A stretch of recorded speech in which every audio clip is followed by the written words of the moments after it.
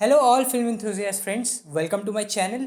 इस वीडियो में हम रामायण टीज़र का इन डेप्थ एनालिसिस करेंगे। तो चलिए शुरू करते हैं। तो सबसे पहले इस बारे में शुरू करते हैं कि ये रामायण जो फिल्म है ये इंडस्ट्री की एक माइलस्टोन, या आप कह सकते हैं कि ये जैसे शोले ने ट्रेंड चेंज किया था, ये रामायण भी वैसा ही कुछ हो सकता है और ये इंडियन सिनेमा को एक नई बुलंदी पर लेके जा सकता है और हॉलीवुड में इंडिया का एक बहुत अच्छा रिप्रेजेंटेशन कर सकता है। इस टीज़र को और प्रोड्यूसर की बातों को सुन के तो कुछ ऐसा ही लग रहा है, लेकिन फिर भी इस टीज़र में कुछ खामियां हैं जो हम अब थोड़ी डिटेल में और जानेंगे। तो चलिए देखते हैं वो खामियां क्या और चीज़ बेहतर की जा सकती है। सबसे पहले प्रोड्यूसर का बोला जाना कि ये 4,000 करोड़ की फिल्म है। मे बी ये एक मार्केटिंग गिमिक है, लेकिन टीज़र शुरू होता है, उसका पहला फ्रेम जब हम देखते हैं तो वो थोड़ा जस्टिफाइड नहीं लगता है। जैसे कि हम देखते हैं कि वो पक्षी वाला सीन, वहाँ पे कहीं ना कहीं जिटर दिखता है और वो जिटर तब आता है जब आप फ्रेम्स कुछ कम रिड्यूस करके एक्सपोर्ट करते हैं। लेकिन सोचने वाली बात यह है कि जब आपको प्रमोशन में ऐसा चीज़ दिखाना ही था तो आपको एटलीस्ट अपना पॉलिश वर्क दिखाना चाहिए था, या फिर उस फ्रेम को आपको शॉर्ट पे रखना ही नहीं चाहिए था, जो कि एक कहीं ना कहीं गलती है। अब आते हैं दूसरे पॉइंट पे।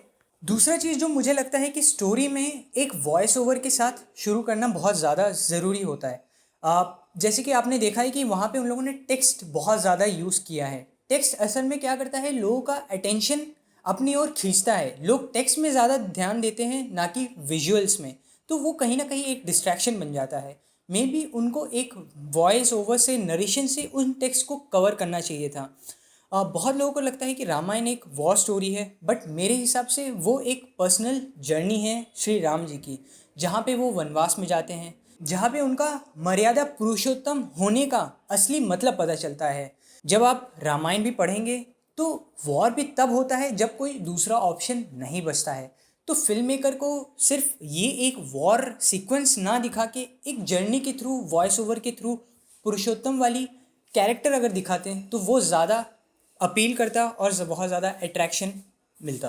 तीसरी चीज़ जो बहुत ज़्यादा खामी दिखती है, आप इस शॉट में देख सकते हैं, जो बच्चे का मूवमेंट है वो बहुत ज़्यादा अननेचुरल दिख रहा है। मे बी उन लोगों ने एआई यूज़ किया है, मैं ये तो नहीं कहूँगा इन लोगों ने डायरेक्ट एआई यूज़ किया है। मे बी वो लोग अपना ही खुद का एक इनबिल्ट सॉफ्टवेयर बनाने की कोशिश कर रहे हैं, डीनेक वाले, जो फ्यूचर में क्राउड को रिप्लेस कर सकते हैं। ये चीज़ तो अभी हम श्योरिटी के साथ नहीं कह सकते कि उन्होंने क्या यूज़ किया है। मे बी जब फ्यूचर में और बीटीएस सामने आएंगी, जब और बिहाइंड द सीन सामने आएंगी, तब हमें वो टेक्नोलॉजी के बारे में पता चले। बट इस चीज़ को देख के, इस शॉट को देख के हमें बहुत ज़्यादा अनपॉलिश फील होता है।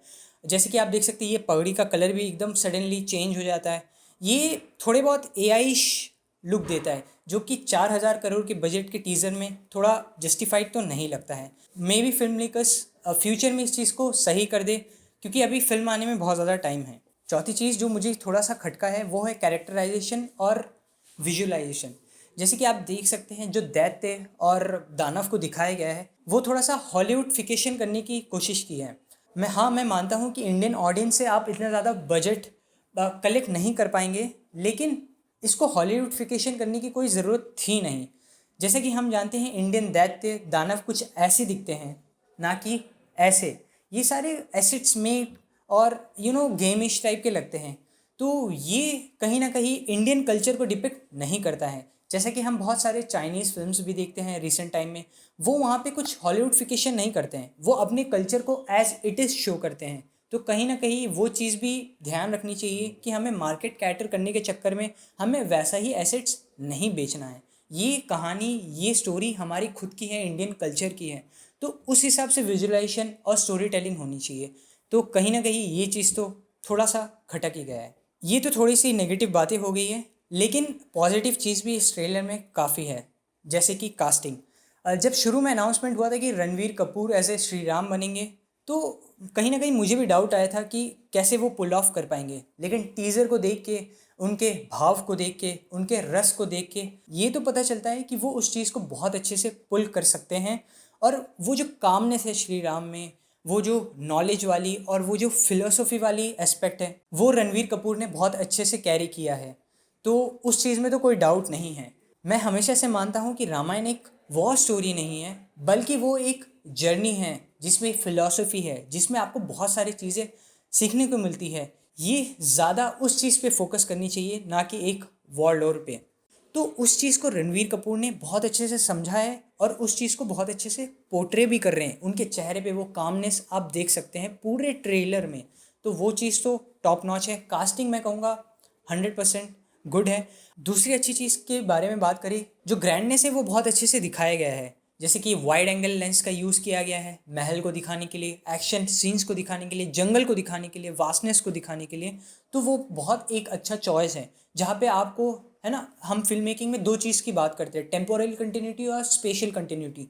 तो यहाँ पे हमें स्पेशल कंटिन्यूटी का पता चलता है कि कौन सा स्पेस है, कहाँ पे वो टेक प्लेस हो रहा है। तो वो वाइडनेस को दिखाने के लिए बहुत अच्छा वाइड एंगल लेंस का यूज़ किया गया है। जैसे कि आप देख सकते हैं इस महल में बहुत अच्छा लाइट कॉन्ट्रास्ट शेडोज़ का यूज़ किया गया है। दूसरा आप ये देख सकते हैं श्री राम का जो रिवील शॉट होता है ना, डार्क से यानी शेडो से लाइट की तरफ, वो एक मेटाफरिक वे में भी दिखाने की कोशिश कर रहे हैं कि डार्क से वो पॉजिटिव वे में आ रहे हैं, अपना त्याग कर रहे हैं।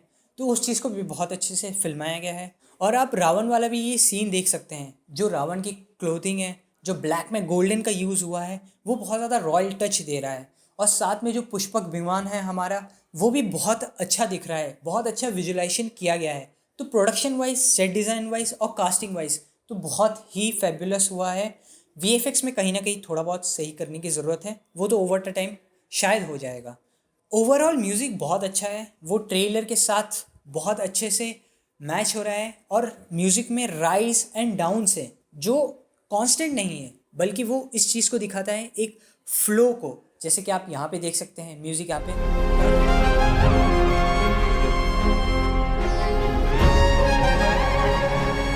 बढ़ रहा है और फिर डिप आ रहा है, एंड देन फिर ए आर रहमान का वॉइस आ रहा है